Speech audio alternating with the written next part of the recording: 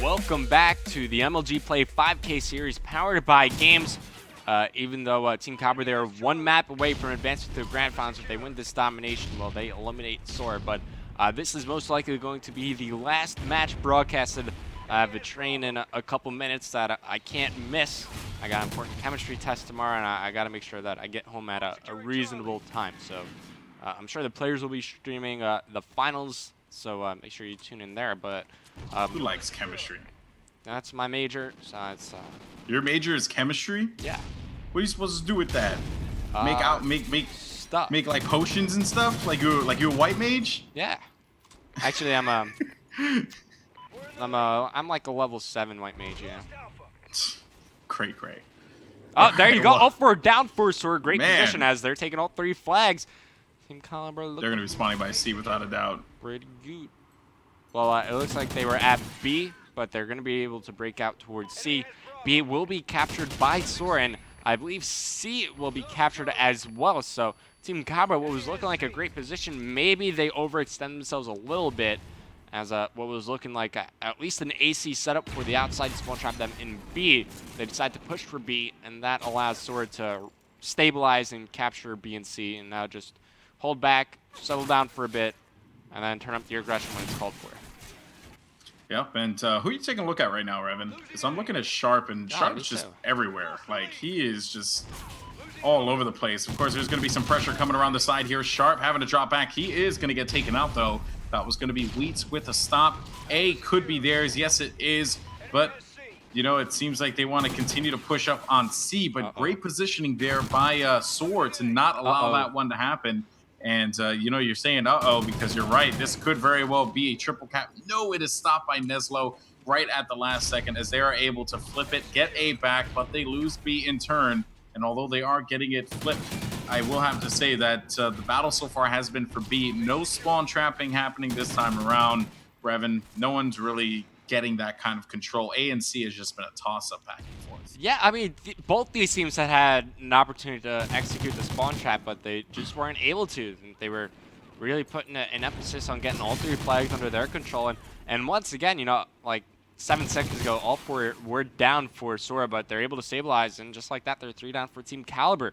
So they're going to have to rotate or defend one of their home flags. It looks like SoaR, they're going to be pushing A, but you see Sharp, who's on your screen now, push up towards the bridge. Big kill there onto Wheats. This is going to allow him to put pressure onto C. Yeah, that's right. But you know what, though? Neslo, you got to give him credit. He broke out of that one, and now they are able to get A, and they're pushing up on C, so they got the neutral flag. They flipped it, right? So This is great here, right? What I'm liking from TK is just when you think like, oh, this isn't going to bode very well for them, they respond, you know, in turn, and they don't lose focus, right? They don't get reckless, and they push out as a team, and it's certainly something that has been helping them out quite a bit here. Let's see if now they're going to be able to force SoaR inside of B, and you know, perhaps be able to trap them, but neither team really giving each other any kind of quarter here. It's a 4-point lead. I mean, that's just, I mean, it's what we've been seeing all day. Yeah, and if any team were able to, you know, be content with 2 flags, it could have been a much bigger lead for either of these teams. Both of them had the opportunity to just kind of run away with this game, but it's been so scrappy so far, and now there's only 1 minute 10 seconds remaining in the first half. Keep in mind, competitive domination, play 2 5-minute halves, and now they cap C, but they're losing A, and it looks like they will lose A. Sharp too far away to get those players off the flags. So it's just been a back and forth. Both these teams just kind of trading flags for one another. Yep, and that, I mean, what I like about Strike Zone, it's so fast paced. You never really have you're never really going to see a moment where another team just completely traps, especially at this level of play here, the semifinals of the MLG 5K series. You're not going to see traps like that. You're going to see these teams fight out, and it's been certainly a back and forth game between these 2 teams. Seems like they are losing C, and Gunjar needs to get in there. Unfortunately, gets educated in the way of the knife. That is going to result in, embarrassingly for them, but they are able to get B. They're able to get B and at least save some face. Educated in the ways of the samurai sword, Golden Boy. What the? Yeah, you know what I'm talking about. Yeah. So going into the half. Wait, did you just quote Samurai Champloo? Samurai Champloo? I may have. Wow. my respect for you is just increased exponentially. But all right, what was the score into that lead. one? 20-point lead. 20-point lead. Goodness gracious! So it was 89 to 69, I believe. Something like that. Okay. Okay. Well, thanks for the intel, buddy. 89 to 69, 20-point lead for Team Kaliber. Goodness. Was it TK? Or excuse me, for SoaR. I apologize. Yeah. Brain fart there. But yes, good stuff there. I by honestly them. forgot, so I don't really know. All I know is it you was 20-point deficit. I forgot to which team. Slackatatious is real with you right now. I just don't appreciate it. It's like, what am I supposed to do? You know, what am I supposed to do when you're not doing what you're supposed to do? You know, you feels me? Sometimes you just forget, man. It's okay, man. Still love you. But we're moving into the second half of domination now. I believe Team Kaliber do face the deficit of 20 points as SoaR, they had more captures to their name, so I'm just going to assume that they have the lead. Hopefully I'm right on that.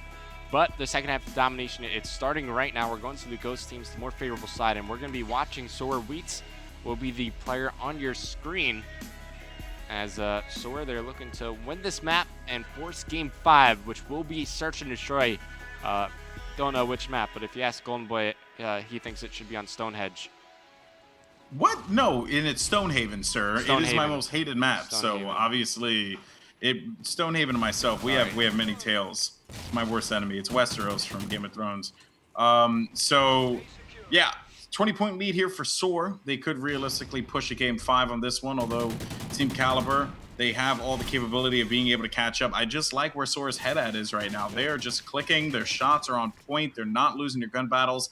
And a player that I've really been enjoying watching in this entire matchup has been Saint, because he gets reckless in there and just makes plays happen. And there you can see right there, going for that triple cap. He is just forcing TK to have to move. You know, it's kind of a questionable call. Obviously, if given the opportunity, you'd want to at least neutralize their home flag. But I feel like if SoaR were just to take a step back when they get, 3-4 down, just take a step back, get in your ideal setup, and then work from there. I feel like they would have put themselves in, a much better position going into the half. I mean, they have a 20-point lead, which is great, but that could have easily been, a 40-plus point lead. So that's the point where I may have to counter you on that, because I feel like one thing that has been helping SoaR quite a bit is their aggression, and we say that word all the time, but it's so true. It's been working out for them. Every game of Call of Duty, domination plays relatively the same, and maybe the way that SoaR is taking it right now is they're in your face, catching you off guard, and it has been helping them quite a bit. But again, you're right though. You're right. Maybe it is about just position and playing it slow. But when you're talking about a map like Strike Zone, which is how insane it moves, it's so fast. It's hard to gauge what's the right call to make. But I like what SoaR's doing with the aggression. It's certainly entertaining to watch. That's for certain. Yeah, without a doubt. I mean, they're putting on a show right now. 3 go down for Kaliber, and that's the last one alive. Posting up behind the C flag, he will be able to at least hold on to C. But in the meantime, Heisey's going to take over A.